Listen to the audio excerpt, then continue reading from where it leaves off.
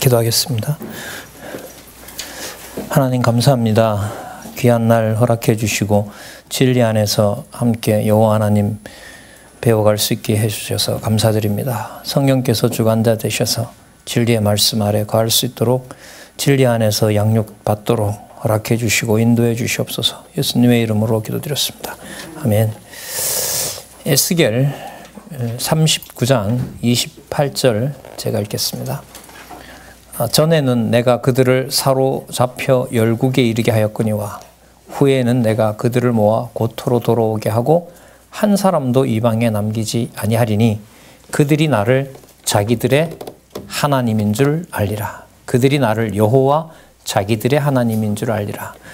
여러분 이 요절을 잠시 보시면요, 여호와께서 잡혀가게 했고 여호와께서 돌아오게 하신다고 했는데, 거기에 보시면 고토로 돌아오게 하고 한 사람도 이방에 남기지 아니하리라 라고 하셨는데요, 이 부분을 이 에스겔 40장 이후로 나타나는 것과 연관을 좀 시켜보면 이 고토가 어디에 이제 한정이 되면 안 되냐 하면 남유다 예루살렘에 한정이 되면 안 되는 개념입니다. 이 개념이. 이게 지금 에스겔 흩으시고 모으심 중에 모으심에 해당하는 뒷부분에 있기 때문에 더더욱 그렇고요. 이 39장이 끝나고 40장에서부터 성전과 국토 회복이 나오거든요. 그러면 이제 요절이긴 하지만 이걸 그 다음 내용을 미리 좀 소개를 하게 되면 성전과 국토가 과거에 있었던 모형적인 성전도 아니고 또 모형적인 그 땅도 아닙니다. 그래서 이 개념이 그 이해를 못하면 참 곤란한 개념이 됩니다. 이 고토라는 개념이. 그러면 39장이 이렇게 나왔으면 40장에 뭐가 나와야 되냐면 예루살렘이 어떻게 돌아갔는지가 나와야 돼요. 근데 그 내용이 안 나옵니다. 자, 그리고 특징 중에 하나가 땅과 성전이, 그러니까 나라와 성전이 분리가 되질 않는 것이 뒤에 나오는 고토의 특징입니다. 자, 그 부분을 나올 때 또 말씀을 드리도록 하고, 오늘 12권 첫 페이지죠. 6053에 보시면 에스겔 제일 마지막 장이 아니고 흩으심의 마지막 장 24장이 나옵니다. 24장 1절에서부터 14절에 보시면 가마 비유로 예루살렘을 행위대로 신문할 것을 예언하는 내용이 나타나는데요. 거기 1절에 보시면 제9년 10월 10일이라고 나오죠. 그 한 페이지 넘겨보시면 이 시기를 얘기를 해주고 있습니다. 이게 597년부터 계산한 거니까요. 이게 몇 년이 되냐 하면 9년이니까 이게 지금 몇 년이 되냐 하면 589년이 됩니다. 그러니까 589년이면 여러분 이 책에서 강론집에서 보면 망한 연도가 어떨 때는 587로도 나오고 586으로도 나와요. 아마 이번에 나오는 개론에는 아마 거의 586년으로 정리가 됐을 거예요. 또 전체적으로 봐도 이제 586년으로 정리하는 게 좋습니다. 자, 그러면 여기 589년이면 몇 년 남은 겁니까? 586년이 되려면 3년. 그러니까 멸망하기 3년 전에 하나님이 또 부르는 겁니다. 예레미야와 좀 다른 것이 있다면 남은 3차 마지막 멸망 직전에 여러 차례, 지난번에 우리가 확인한 걸로 보면 몇 번 정도 되죠? 9번? 맞죠? 9번. 9번 정도 계속 부릅니다. 그러니까 뭐 할 때마다, 다급한 일이 벌어질 때마다 에스겔을 불러서 앞부분에는 흩는다는 내용이 나왔고, 자, 흩는다. 누가 언약한 대로? 내가 언약한 대로. 자, 두 번째, 여기서 주의하셔야 되겠죠. 모으는 방식이 단지 예루살렘의 고토로 돌아가는 것이 아니라, 이렇게 되죠. 아니라. 그게 이제 40장에서부터 연결되는 성전과 국토 회복 예언입니다. 그러면 24장 내용은 뭐의 교차점이냐 하면 흩으신다는 게 끝나면서 뭐가 시작되는, 그렇죠, 모험으로 넘어가는 바로 그 다리가 24장이고 기간은 3년 남은 그때 계시로 주신 거고, 내용은 피를 쏟아서 덮지 않는다는 겁니다. 내용에 보면 여러분 피를 쏟았는데 덮지 않는다는 말은 뭐 한다는 거죠? 이스라엘 백성들이 칼에 죽어서 버려진다는 거죠. 피를 흘리면서 버려진다는 겁니다. 그리고 가마 속에 양고기를 녹인다라고 얘기를 합니다. 그럼 이건 어떤 비유냐 하면, 가마솥에다가 고기를 넣고 삶으면 가마 속에 있는 고기가 어떻게 돼요? 예? 보호가 되잖아요. 그렇죠? 보호가 된다는 의미예요. 고기를 잘 보호해서 잘 삶으면 되잖아요. 그런데 하나님께서, 그래서 우리가 예루살렘에 있기 때문에 우리는 보호를 받는다라고 착각한다는 거죠. 그랬더니 하나님 뭘 하냐면 그 솥 자체를 녹여버리겠다는 거예요. 무서운 섭리죠, 이게 사실. 그 내용이 나타납니다. 자, 14절 보시면은, 13절 볼게요.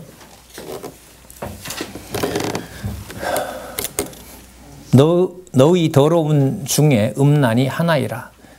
내가 너를 정하게 하나 네가 정하여지지 아니하니 내가 내게 향한 분노를 풀기 전에는 내 더러움이 다시 정하여지지 아니하리라.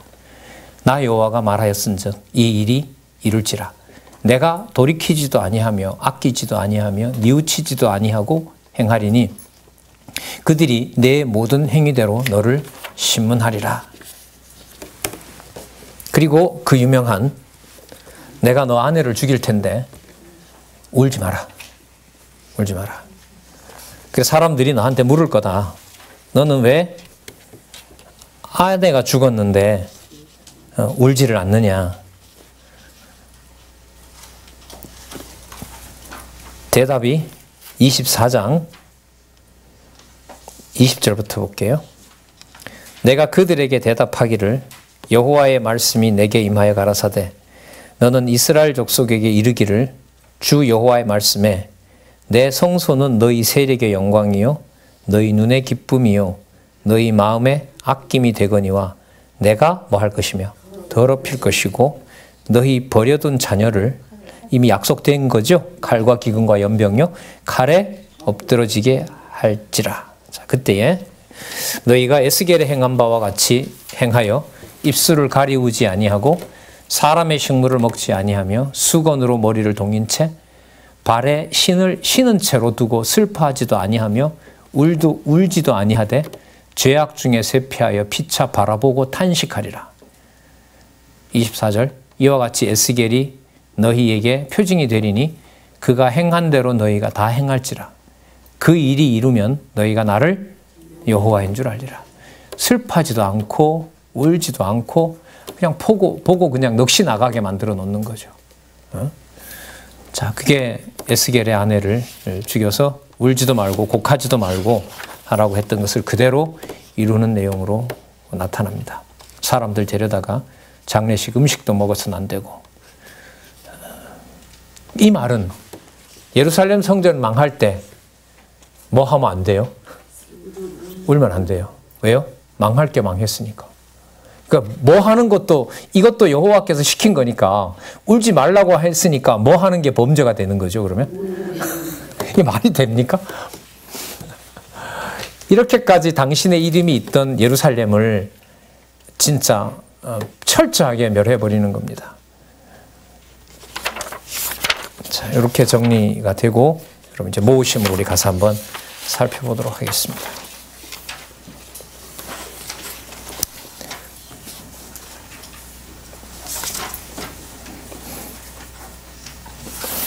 자, 내가 여호와인 줄 알리라는 이 연결고리가 되는 말씀들이 계속해서 이제 드러나게 되는데요.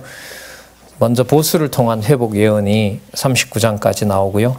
40장에서부터 48장까지 그 유명한 성전과 국토 회복이 나옵니다. 자, 미리 말씀드리면 37장에 가면 자손 언약을 뼈를 가지고 만들어내는 거 있죠. 몰렉 제사로 불타버리고 남아있는 뼈 조각들을 모아서 하나님의 자손들을 만들어낸다는 이상을 보여주시고 그렇게 만들어지는 자손들이 40장에 가면 어디에 있어요? 하늘에 있고 또 어디에 있습니까? 성전 곳곳에 여러 방에 있는 거죠. 성전은 예루살렘 성전, 솔로몬이 지었던 것에 비하면은 이게 한 5배에서 10배가 큽니다. 뭐냐면 솔로몬이 지었던 성전은 직사각형이에요. 그런데 지금 이상 중에 보여주는 성전은 정사각형입니다. 한쪽 길이가 250m니까 우리가 지금 쓰는 수치로 보면 솔로몬의 성전은 50m입니다. 그러니까 이상 중에 있는 성전이 훨씬 더 크고, 그러나 땅에는 지어지지 않습니다. 땅에 지어지는 것은 스룹바벨 성전입니다. 자, 그렇게 연결이 되니까요. 25장에서부터 39장까지 보수를 통한 회복은 이렇게 보시면 됩니다. 예루살렘이 망하는 것이 이렇게 됩니다. 예루살렘, 유다가 망하는 것이 40장에 나타날 성전과 국토 회복의 서론이 되는 겁니다. 그러니까 24장까지는 망하는 것이 흩어짐에다 초점을 맞추었다면 25장부터 나타나는 예루살렘 멸망에 대한 예언과 성취는, 약속과 성취는 어디에 맞춰진다? 모으심에 맞춰져 있고, 그 모으심의 내용이 40장에 가면 어디에 확정이 이미 되어 있는 거다? 하늘에 확정이 되어 있는 겁니다. 그래서 솔로몬에게 이런 식양대로 성전을 지으라고 하지 않고요, 자를 가지고 와서 재기만 해라 이렇게 얘기합니다. 자를 가지고 와서 재라는 말은 만들라는 말이 아니잖아요. 그러면 이미 있는 거죠. 이미 있는 것이 어떻게 정확한지를 가지고 자를 가지고 재라는 겁니다. 완전히 성격이 다른 거죠. 그러면 이미 나중에 장차 오실 메시아의 성전, 예시아의 나라, 이것을 이미 하나님께서 창세전에 어떻게 해놓고 계시다? 확정해 놓고 있고, 여러분 그 틀 속에서 에스겔 25장에서부터 39장까지를 보시고 이사야부터 시작한 선지서 전체 그림을 그리셔야 됩니다. 지난번에 강조했던 부분 있죠? 예레미야 애가가 뽑는 의미가 아니라 심는 데 있고, 예레미야 애가 5장에 가면 하늘에 있는 누구의 보좌? 주의 보좌가 영원하다라고 했고, 그 주의 보좌가 다가오는 과정이 흩으심으로 연결이 되고, 그 흩으시는 것을 내가 몇 날 며칠에 예언했다는 날짜까지 적혀 있고, 이게 에스겔 25장으로 가면 이제는 뽑는 것이 아니라 이제는 무게를 어디로? 모으시는데, 심는데, 여기에다 초점을 맞춰서 가고, 40장에 가면 그게 어디에 있는 나라다? 하늘에 있는 나라다. 이렇게 연결이 되면서 그리스도가 나중에 육의 몸을 입고 오지만 그리스도의 본성이 직임에서 신분으로, 신분에서 사역으로, 사역에서 본성으로 가면 그는 어디에 있는 누구? 하늘에 있는 아버지의 아들, 하나님이 되시는 것으로 연결이 된다고 보시면 됩니다. 그러니까 이런 느낌이죠. 다 증명을 해야 되니까 제가 느낌이라고 했는데, 이사야부터 소선지서까지 쭉 전개되는 3대 언약의 실체적인 약속이 그리스도가 오셔서 당신이 요한복음에 가면 내가 누구다? 나를 본 자는 아들을 봤다. 하나님을 봤다. 아들을 본 자는 하나님을 봤다는 것을 성취해 나가는 어떤 곡선하고 비슷합니다. 그러니까 눈에는 철저하게 뭘 무너뜨리고 모형적 언약을 짓밟아 버리죠. 예수님의 몸은 어떻게 돼요? 십자가까지 철저하게 짓밟히는 거죠. 그런데 그게 마태복음은 제물이지만 마가복음은 뭐 하시는 과정? 그걸 잘 하시네요, 이제는. 또 누가복음에 가면 높으신 분이 죽어가는 게 아니라 뭐 하는 내용? 대속 사역을 하는 거. 그래서 강도를 천국에 보내는 거. 그리고 요한복음에 가면 전혀 슬프지 않은 이제 누구에게로 가는, 그렇죠, 본성이 신성이니까 아버지에게로 가는 과정하고 똑같아요. 그 느낌이라고 일단 말씀드릴게요. 다 설명 못하니까. 교회를 세워서 어디까지 가는, 승리까지 가는 단계랑 또 똑같습니다. 유사한 느낌을 받아요. 그럼 맞아야죠, 당연히. 몸은 육에 세상에 있지만 어디에 있는 계시니까. 그렇죠, 하늘에 있는 하나님의 영원한 세계에 계시니까 안 맞을 수가 없는 거죠. 자, 일단 보도록 할게요. 주변 나라들을 보수합니다. 그 핵심은 뭐냐 하면, 우리 동그라미 많이 했을 텐데 누가 한다는 거 많이 했죠? 여호와께서 하신다. 6066페이지 보세요. 6066페이지에 보면 암몬과 모압과 에돔과 블레셋을 보수한다고 그러죠? 여기에도 보시면 암몬은 이거 동북쪽에 있고, 모압은 동쪽에 있고, 에돔은 남쪽에 있고, 블레셋은 서쪽에 있죠. 그러면 동서남북 모두 내가 보수한다 이겁니다. 내가 한다. 내가 여기도 많이 나오죠? 저기 7절에 보시면 내가 한다 그러고요. 9절에 보면 내가 한다. 8절에 나주 여호와가 말한다. 12절에 13절에 내가 한다, 14절에 내가 한다, 내가 계속하고 17절 끝에 내가 그들에게 원수를 갚은 즉 그들이 나를 여호와인 줄 알리라. 그리고 두로는 재건되지 못한다라고 얘기를 합니다. 그 왼쪽에 있는 유명한 그 상업도시, 부유한 도시 두로와 시돈이 있는데 두로는 버린다고 해요. 근데 똑같이 썩은 데지만 시돈에는 남겨놔요. 하나님께서 하시는 일이죠. 자, 6069에 보면 26장 1절에서부터 21절 거기 날짜 또 밝혀줍니다.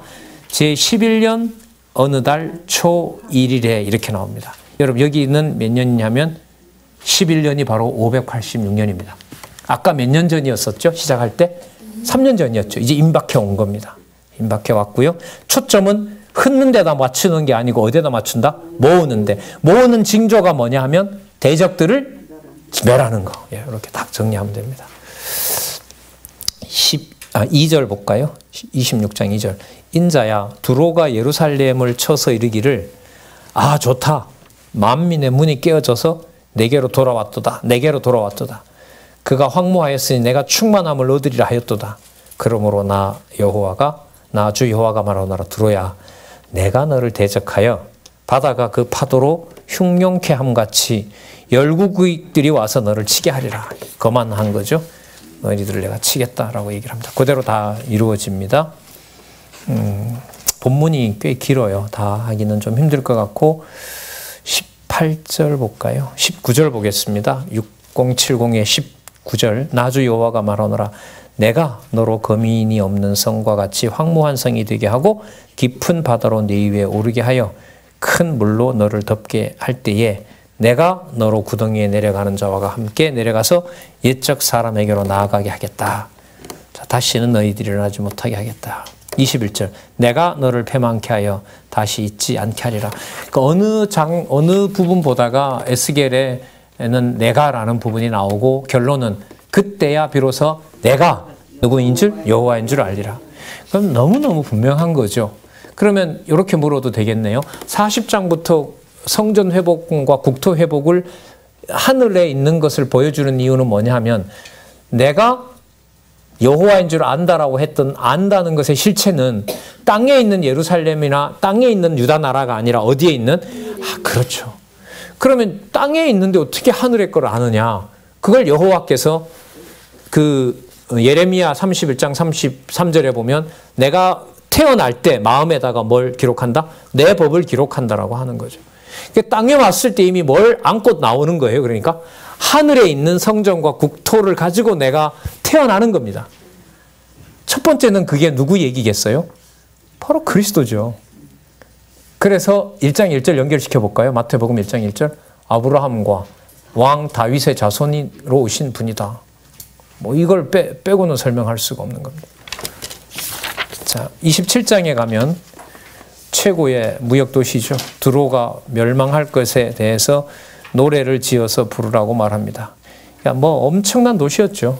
근데 이 도시가 망하였다라고 노래를 불러서 전하라고 얘기를 합니다. 누가 보더라도 웃기는 거죠. 유다 자기네들이야 망하지 여기가 어떻게 망하겠느냐라고 했는데 그렇게 되지 않는다는 겁니다. 36절에 보시면 열국의 상고가 다 너를 비웃으며 내가 경계거리가 되고 내가 영원히 다시 잊지 못하리로다 하리라 하셨다 하라. 그러니까 동서남북에 있는 모든 나라들을 치면서 그것이 무슨 증거가 되냐 하면 모으심에 대한 증거가 된다. 이게 큰 틀이라고 보시면 됩니다. 그래서 자만하는 두로와 시돈을 외인의 칼로 멸하지만 시돈은 장차 야곱의 집에 거한다. 이런 말씀이 나와요. 28장 6절을 보겠습니다. 6079에 보시면 3절에 참 좀 흥미로운 내용이 나오는데요.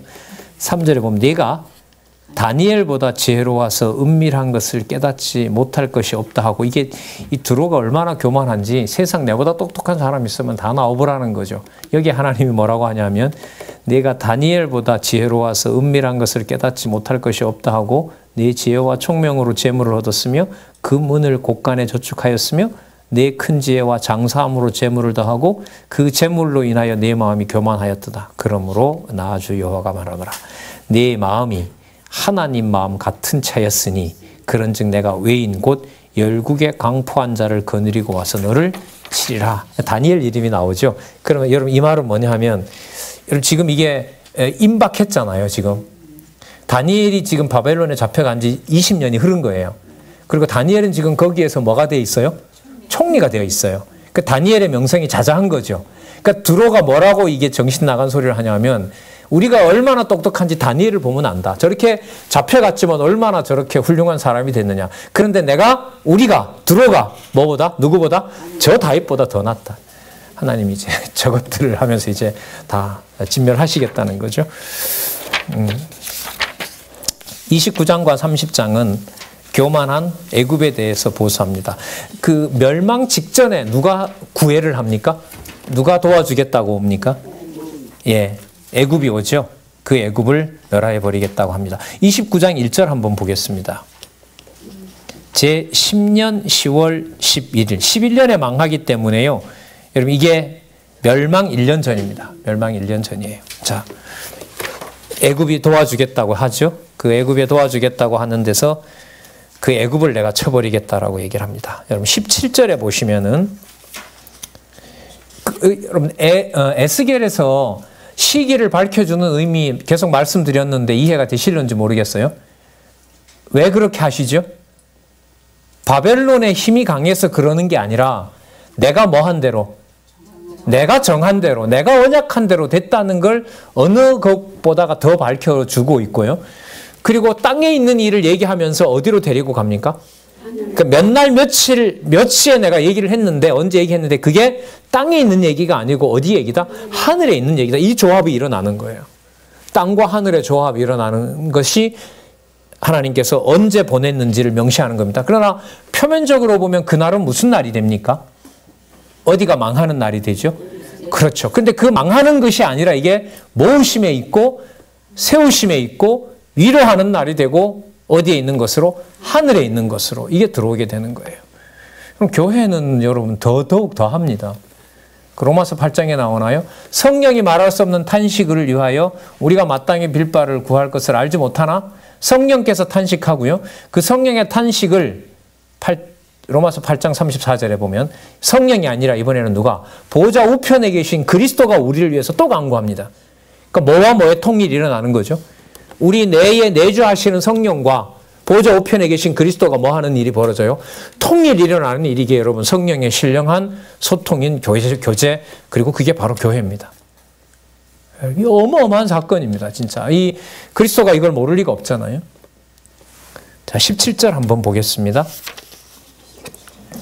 제 27년 정월 초일일에 이렇게 나오죠. 예. 이게 여러분 유다 패망 4년 전이라고 제가 메모를 해놨는데요. 잠시 또 뒤로 돌아갑니다. 자, 그러니까 뭐 하기 전에 계속 반복을 해요. 뭐가 멸망하기 전에? 그렇죠. 예루살렘 멸망하기 전에 계속 반복해요. 그러니까 맥락은 지금 25장 이후부터는 어디에다가 맞추고 있고 흩으심이 아니라 어디에다가 모으심에. 그러니까 눈에는 100% 뭐 하는 장면인데 그렇죠. 흩는데 지금 귀에 들리는 소리는 뭐 한다는 거예요? 모으신다는 거죠. 그 사이에 에스겔이 끼어가지고 마누라도 죄송합니다. 이 마누라라 해서 부인도 희생해야 되고 마음대로 울지도 못하고 나중에 올 선지자로서 메시아가 누구 뜻대로만 움직이는 아버지의 뜻대로 그러니까 하나님의 뜻대로만 움직이는 메시아가 이렇게 준비가 되고 있는 겁니다.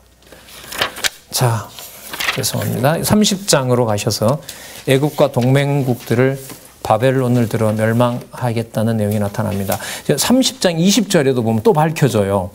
제11년 정월 초일일에 나오죠. 이게 아까 29장 1절에는 제10년이라 나왔고 여기 11년은 예루살렘 함락 3개월 전이랍니다. 그러니까 임박해 있는 거예요. 임박했는데 누가 도와주겠다고 손을 벌려요 지금? 애굽이. 근데 거기 따라가면 안 된다. 저것도 멸망시킬 것이다 하는 거 아닙니까? 그 유독 30장 끝부분에 보면 내가 많이 나옵니다. 동그라미 혹시 돼 있나요? 21장에 보면 내가라고 나오죠. 22장에도 나오죠. 24장에 나오죠. 24장에 2번 나오죠. 25장에 내가 2번 나오죠? 26장에 내가 나오죠. 그러면 결론이 나오네요. 내가 흩을 때 그들이 나를 누군 줄 알리라? 여호와인 줄 알리라. 여러분, 그러면 여러분, 여호와를 안다는 것이 그냥 이루어진 사건이 아니라 에스겔에게 이렇게 수십 번 또 수십 년에 걸쳐서 언약해 준 것이 이루어진 것을 우리는 알 수가 있죠. 하나 사족을 좀 붙이고 갈게요. 여러분, 안다라는 거 있잖아요. 이 안다라는 게 여러분 그 신약 성경으로 오면, 신약에 오면 무슨 말로 번역이 되냐면 교제라는 말과 똑같은 말이고요. 임마누엘의 의미입니다.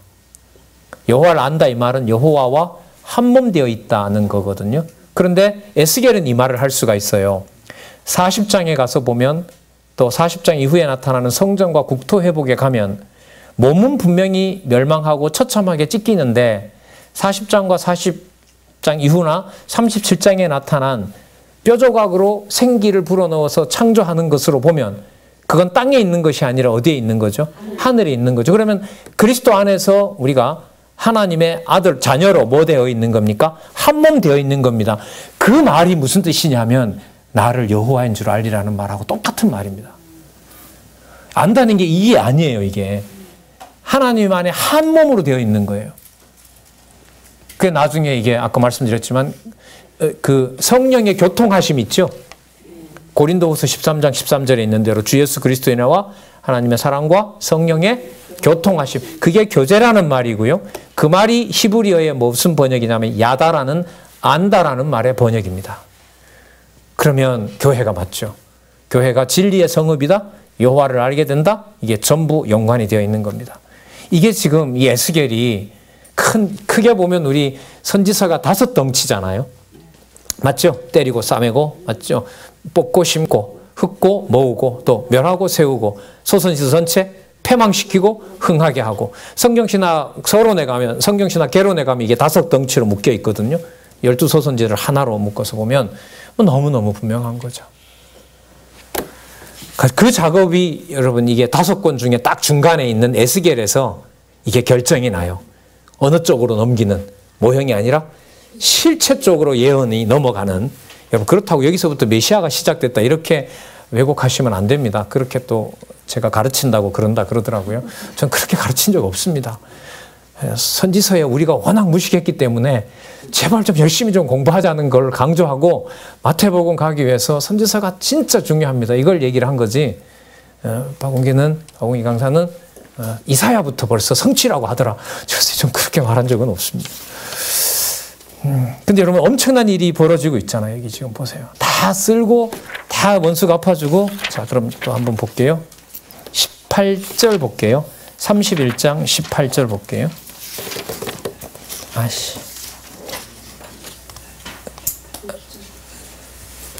너희 영화와 광대함이 에덴 모든 나무 중에 어떤 것과 같은 고. 이게 지금 애굽을 두고 얘기하는 거예요.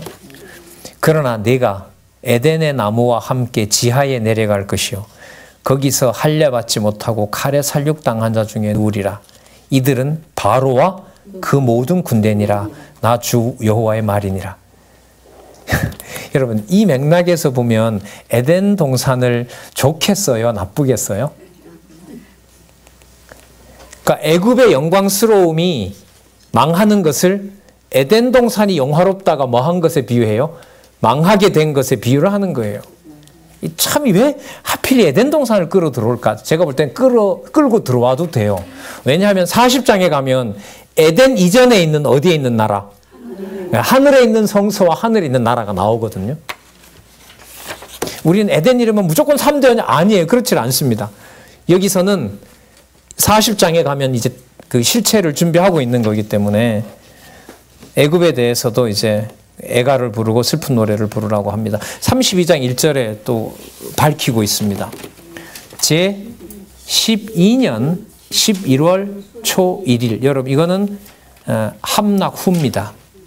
함락 후가 됩니다. 31장 1절이 여러분 함락 전 2개월이거든요. 31장 1절 우리 지나왔죠? 31장 1절 한번 보세요. 제 11년 3월 초 1일이죠? 이게 함락 2개월 전입니다. 2, 3개월 전입니다. 그리고 그때 애굽이 계속해서 우리나라로 오라 그래요. 여기 와서 살 수 있다. 근데 가지 말라고 얘기를 하죠. 그걸 에덴 동산이 망한 것에 비유를 해서 지금 에덴 동산처럼 아름다우나 그게 망하는 꼴이 된다는 걸로 지금 설명을 하고 있습니다. 그리고 17절 한번 보실까요? 32장 17절. 또 나오죠?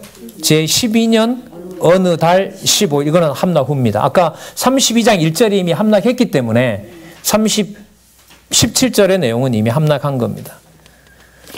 자, 여러분 자꾸 강조 드리는 이유가 함락했지만 끝난 게 아니다. 다시가 아니라 진짜 뭐가 시작하고 있다? 실체를 예언하고 있다. 그걸 말씀드리려고 한 거고요. 자, 6107에 보시면 유다 백성에 대한 회복이 나타납니다. 여러분, 날짜를 확인했을 때는 무슨 날짜가 반복해서 앞에 나왔었죠? 뭐한 날짜? 함락하고 시간이 지난 날짜가 나왔는데 33장에서부터 39장에 보면 제목이 뭐라고 나와요? 유다 백성에 대한 뭐가 나옵니까? 회복이 나오는 거죠. 그럼 여러분 다음에 회복된다는 말이 아니고요. 망한 그 자리가 그 자리에서 어디에 이미 회복된 성전을 보여줘요? 하늘에 이미 있는 나라를 보여주는 게 39장이 끝난 다음에 40장으로 가는 거예요. 이건 어떻게 좀 방법이 없네요. 글쎄요. 여기 딱 이 본문들이 상세하게 확인을 하도록 이게 안내가 되어 있기 때문에 자, 33장에서부터 34장이 백성이 망한 후에 회복합니다. 뭐 한 후에 회복이요? 망한 후에 회복이 나타납니다. 33장 21절 볼까요? 33장 21절에 보면 우리가 사로잡힌 지 12년 10월 5일이라고 하죠. 예, 이게 여러분 이미 망한 겁니다. 완전히 패망한 걸 말하는 겁니다. 지금 계속 이 부분을 강조하고 있습니다. 자, 그 다음에 34장으로 가보겠습니다. 6115에 보면 34장 1절에서부터 31절 목자를 책망하며 한 목자를 세워 뭐 해주신다? 회복시키신다. 그런데 우리 34장 15절을 보겠습니다. 여러분 여기도 아마 내가가 많이 체크되어 있었을걸요? 맞죠? 예, 아주 중요합니다. 이제 40장으로 가는 과정이 있으니까 15절 제가 읽어볼게요. 나주 여호와가 말하노라. 내가 친히 내 양의 목자가 되어 그것들로 누워있게 할지라. 그럼 여러분들 여기서 말하는 목자, 이 다윗의 목자를 말하거든요. 23절에 보면 나오는데 다윗의 계통으로 목자를 하나를 세워주지만 그가 하는 것이 아니라 누가 한다? 내가 한다라는 사실을 여기서 강조하고 있어요. 다른 거예요. 그러니까 그 전까지는 다윗의 혈통을 통해서 오는 왕이었는데 이제 내가 세워주는 다윗의 혈통은 내가 직접 관여하는 혈통이 된다는 거죠. 그럼 이게 누구 얘기겠어요? 로마서 1장 1절에 나오잖아요. 혈통으로는 어디서 오셨고 다윗으로 오셨고 성결의 영으로는 아버지의 아들이 된 자다. 이 조합이 일어나게 됩니다. 전부 메시아 오실 준비가 되는 겁니다. 자, 24절에 보시면 34장 24절에 보시면 나 여호와는 그들의 하나님이 되고 내 종 다윗은 그들 중에 왕이 되리라. 나는 여호와의 말이니라. 자, 내가 또 그들과 무슨 언약을 세워요? 화평의 언약, 샬롬이죠. 화평의 언약을 세운다라고 얘기를 하고요. 31절 볼게요. 내 양 곧 내 초장의 양 때 너희는 이 사람이 여러분 좀 어색하죠. 아담을 말합니다. 이게 아담이라는 말이에요. 내 양 곧 내 초장의 양 너희는 사람이요 아담이요 나는 너희 하나님이라 나 주 여호와의 말이니라. 에덴 동산이 언급이 되고 있고요. 이 아담 이름이 도드라지게 연결이 되고 있습니다. 그 다음 35장에서 37장 세일 자손, 여러분 에돔 족속 있죠?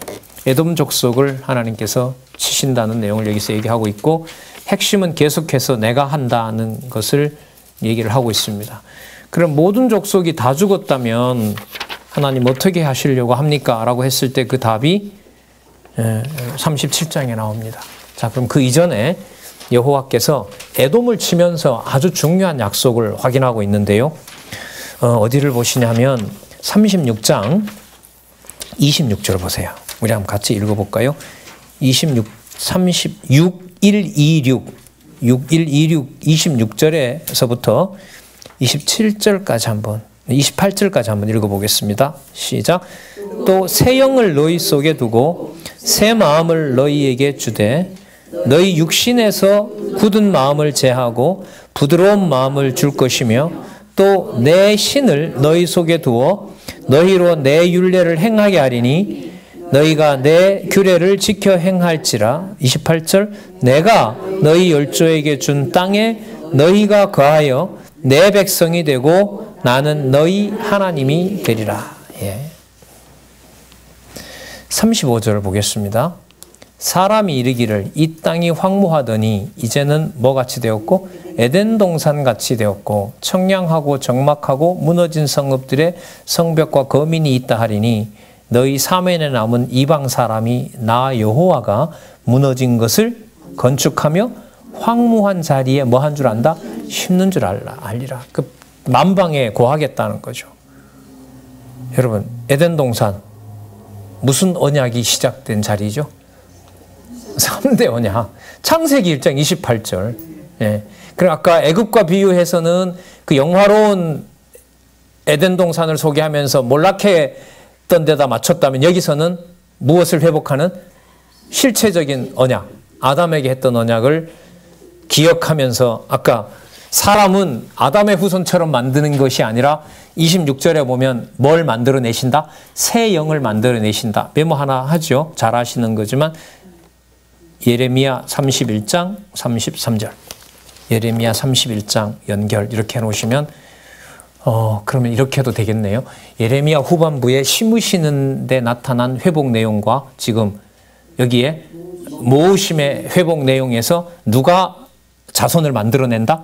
여호와께서 만들어내고 영을 누가 만든다? 내가 만든다? 그게 여러분 37장에 가면 마른 뼈예요. 이렇게 연결이 돼요. 부활, 요즘 이제 부활 고난주인데 계속 이 마른 뼈 가지고 계속 여기 초점을 맞추거든요. 글쎄요, 뭐 써먹을 수 있겠지만 여러분, 논리적 이 흐름하고는 관계가 없습니다. 그럼 나머지 철저하게 파괴시키는 건 어떻게 설명할 건데요? 그럼 우리는 분명히 확인할 수가 있죠. 자, 그래서 여러분 37장 6132에 보시면 환상과 상징같이 마른 뼈 환상을 가지고 이스라엘 족속을 만들어서 화평의 언약을 세우신다는 내용을 여기서 알려주고 있습니다. 좀 아쉽지만 생기 부분만 확인하고 넘어갈게요. 꼭 읽어주시기 바랍니다. 6절에요. 너희 힘에 힘줄을 두고 살을 입히고 가죽으로 덮고 너희 속에 뭘 둔다? 생기. 그 생기 얘기 계속 나오죠. 10절까지 나오고요. 10절에 보시면 이에 내가 그 명대로 예언하였더니 생기가 그들에게 들어가며 그들이 곧 살아 일어나서 서는데 뭐가 된다 그럽니까? 극히 큰 군대. 이렇게 군대. 이게 투쟁 모드입니다. 투쟁 모드. 투쟁 모드. 투쟁과 관련된 전신 무장하라. 전신 갑주를 입으라. 어디 나오죠? 에베소서 6장. 잘하시네요, 이제는. 에베소서 6장. 무장. 창세전에 도금된 거. 에베소서 1장에는 창세전 그리스도 안에서 거룩하고 흠이 없다라고 밝혀주시고 6장에 가면 뭘 입으라? 그게 여러분 그때부터 입는 게 아니라 에베소서 1장에 이미 거룩하고 흠이 없던 것을 더 드러내서 무장으로 투쟁시키겠다. 여기와 연관이 되는 겁니다. 글쎄요. 선지서 부분이 복음서뿐만 아니라 성령에 의한 성취 부분에서도 연결시키는 많은 충분한 고리가 나온다는 거 다시 말씀을 드리겠습니다. 자, 여러분 6138에 가시면 이게 마곡을 멸한 후에 회복이 나오잖아요. 이게 이제 마지막 대적으로 거론이 되는데 여러분 마곡은 셈과 함과 야벳 중에 어디에 속하냐면 야벳에 속합니다. 그리고 북방 세력이고요. 그러니까 바벨론보다 더 북쪽에 있는 세력입니다. 그리고 38장과 39장에는 누구와 누구의 그 연합군이 나타나냐면 함과 야벳이 연합국을 만듭니다. 그러니까 어떻게 되는 거냐 하면 세상 모든 대적들 중에 하나님께서 바벨론 말고 꼭꼭 숨겨놓고 있는 대적이 있었어요. 그게 북방 저 끝에 저 극지방에 쉽게 말하면 우리 표현대로 말하면 시베리아 그 우림 속에다가 꼭꼭 숨겨놓고 있는 세력이 하나 있었어요. 그 마지막 세력들이 이제는 안전하라고 할 때에 그들이 와서 뭘 쳐요? 바벨론도 치고 전체를 다 쳐버리는 거예요. 근데 그 세력들을 누가 없앤다? 내가 없애면서 회복시켜 주겠다는 내용이 여러분 39장입니다. 38장 39장에 나타난 이 개념은 여러분 에덴 동산 아까 나왔죠? 에덴 동산 이후에 종족이 어떻게 시작됩니까? 셈과 함과 야벳으로 가죠. 그리고 셈의 하나님 여호와를 찬양해야 되죠. 그러니까 셈족을 두고 셈족을 중간에 두고 함이든 야벳이든 뭐예요? 다 대적이 되는 거예요. 그러니까 대적 세력들로 두는 겁니다. 그리고 여호와 이름이 온 사방에 펼쳐지고 그러면서 어디로 데리고 가요? 하늘로 데려가는 겁니다. 하늘로 데려갑니다. 자, 40장에 가서 한번 보도록 할까요? 자, 6.1.5일에 성전과 국토 회복. 먼저 40장에서부터 44장까지 성전 회복에 대한 이상이 나타납니다. 성전 회복. 정리를 이렇게 좀 해보도록 할게요. 이제 성전 모습이 이제 나오는데요. 아까 있는 거고 자를 가지고 재라고 얘기를 하죠. 일단 40장 1절을 먼저 보고 말씀을 드릴게요. 40장 1절에 보면 우리가 사로잡힌 지 몇 년? 25년. 성이 함락된 후 몇 년? 14년. 자, 분명히 밝히죠. 그럼 지상에는 뭐도 없고 뭐도 없어요? 성전도 없고 나라도 없어요. 자, 이걸 밝히는데 보여주는 이상을 보면 분명히 있잖아요. 그러면 뭐 했다는 말을 못해요? 없다, 망했다 이 말을 할 수가 없는 거죠. 그럼 그리스도가 죽었는데 끝났다 이 말 못하는 것하고 같겠죠. 못하는 것하고. 자, 그럼 또 이렇게 하나 정리를 해볼게요. 솔로몬이 성전 지었습니다. 그 솔로몬 성전이 어떻게 됐냐면 무너졌어요. 불에 탔습니다. 그 다음에 솔로몬 성전 다음에 예루살렘에 다시 짓는 것은 무슨 성전이냐면 스룹바벨 성전입니다. 그런데 여러분 학개서 2장 9절이 학개서의 요절인데요. 거기 가면 어떤 말씀이 나오냐면 솔로몬이 지었던 전의 영광보다가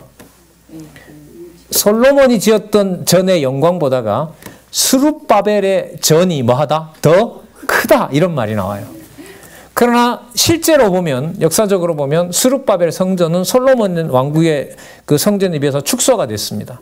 그러니까 역사적 얘기가 아니라는 말씀을 드리는 거예요. 그러면 그 크다는 말이 도대체 무슨 뜻이냐? 그 대답이 어디에 나와요? 그게 에스겔이라 보시면 돼요. 그래 정리하시면 돼요. 그래서 이 선지서도 전체 그림을 이걸 그려야 이게 뭔가 이렇게 조합이 맞아가요. 이게. 그래서 이제 스룹바벨 성전은 그러니까 두 면이 있는 거예요. 첫 번째는 회복된 성전, 아니 무너진 성전 반드시 뭐 한다? 회복한다. 그 그리스도가 회복하실 것에 대한 예표인 거고요. 그런데 두 번째, 회복하는데 솔로몬으로 안 돌아간다. 아셨어요? 왜 이전의 영광이 나중 영광이 더 크다고 했으니까 이전보다가. 그러면 더 큰 게 어디에 있느냐? 그 증거가 어디에 있느냐라고 물으면 어디가 들어와야 돼요? 에스겔 40장 이렇게 들어오면 돼요. 이 모두를 준비하면서 그리스도가 요한복음에 가면 헐라, 이 예루살렘 성전을 헐어라. 그러면 내가 3일에 짓겠다고 하면서 자기 몸을 가리킴이라 이렇게 연결이 되고 요한계시록에 가면 신부가 신랑을 위해서 단장하고 있는 새 예루살렘 도성, 새 하늘과 새 땅 이렇게 연결이 됩니다. 그 실체가 이 지상에 있는 동안은 바로 뭐냐면 하나님의 교회 이렇게 됩니다. 교회. 여기 준비되고 있습니다. 자, 40장 다음에 동쪽 입구와 부속 건물을 쭉 측량하고 있습니다. 자, 넘겨보시면은요, 그 박윤선 박사님 그 주석에 대한 내용들도 여기 다 실어놨습니다. 40장에 특징이 네모 반듯하고요. 규모도 솔로몬보다 크고요. 자, 6.1.6.4에 가면 41장에 성소와 지성소 및 별관들에 대해서 쭉 나타나고 있고요. 그러니까 아주 상세한 척도들이 나옵니다. 이미 상세하게 나와 있습니다. 그럼 지금 이 상황이 무슨 상황에 이 이상을 준다고 그랬죠? 예루살렘 성전이 한참 없어진 상황에 진짜 있는 게 뭔지를 보여줍니다. 여러분 41장 17절을 한번 볼까요? 41장 17절에 문통 위에 내전과 외전의 사면 벽도 다 그러하니 곧 청량한 대소대로 쭉 나오는 겁니다. 그러니까 이거는 이미 다 지어진 겁니다. 다 지어져 있어요. 그 다음 한 페이지 넘겨보시면 성소의 평면도가 나옵니다. 자, 그리고 그 5번에 보시면 골방들이라고 나오죠. 그죠? 이 골방들이 30개가 있고요. 이게 위로 갈수록 넓어져 있다고 표현하고 있습니다. 자, 42장 넘어가시고 6일 7위에 가면 제단과 제사 회복에 대한 언약 중에서 성전의 전면도가 나옵니다. 6일 73에. 그럼 이게 이제 한 5배가 큰 거죠. 이 솔로몬 성전보다가. 거기 보시면 21번 지성소까지 쭉 나와 있고요. 그 다음에 18번에 보시면 뭐가 나옵니까? 예? 백성들의 부엌이 나오죠. 이 백성들은 못 들어갑니다. 원래 이 성전 안에. 근데 지금 다 들어가 있고요. 그리고 여기에서부터 이제 물이 흘러 나와서 이제 땅을 적시게 되는 내용들로 되어 있습니다. 자, 43장에 가서 보시면 전에 거해 정결한 제단에 무슨 제를 받으신다? 이거 중요합니다. 자, 무슨 내용을 보여주냐 하면 감사제, 화목제를 받으신다고 예언합니다. 그러면 그 성전에 들어갈 수 있는 자격이 된다는 말이죠. 맞죠? 자, 상황은 무슨 상황인데? 범죄하다 망한 상황인데 보여주는 성전 속에는 우리가 뭐 할 수 있다? 들어갈 자격이 된다. 자격이 될 준비를 아까 보면 새 영을 주신다고 했고 무엇으로? 뻘을 통해서 생기를 공급된 백성을 만들고 있는 거죠. 자, 44장에 가보시면 레위 사람들의 역할이 나타나 있고요. 그 다음에 자 45장에서부터 48장까지 6.1, 8호에 가면 자 무슨 회복? 국토 회복. 자 요거는 저기 한번 보도록 하겠습니다. 이 성소에서부터 물이 흘러 나와서 그 땅을 적시는 모습이 나타납니다. 좀 비유를 하자면 에덴 동산에서 흘러나온 물이 4대 강 줄기를 만들고 강에 쭉 퍼지면서 그 땅을 전부 옥토로 만들어버리는 그런 구조라고도 할 수가 있겠죠.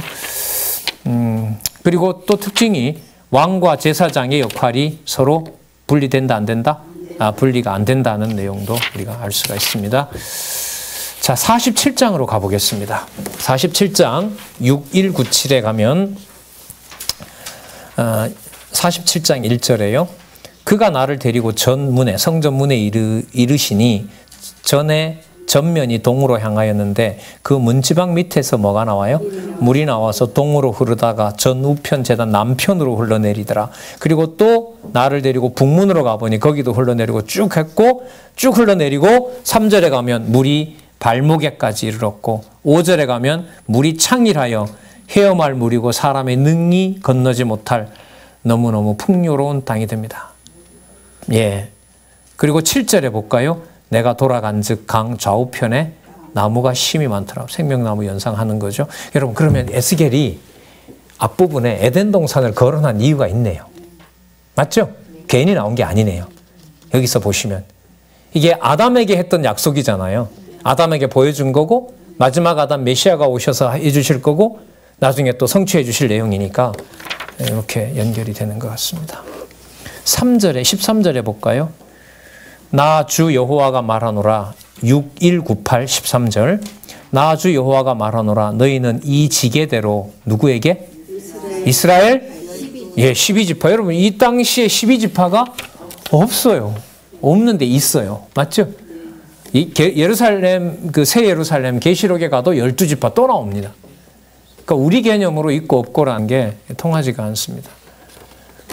자, 48장 1절에서부터 35절 기업의 땅을 12지파 이름대로 분배할 것을 예언합니다.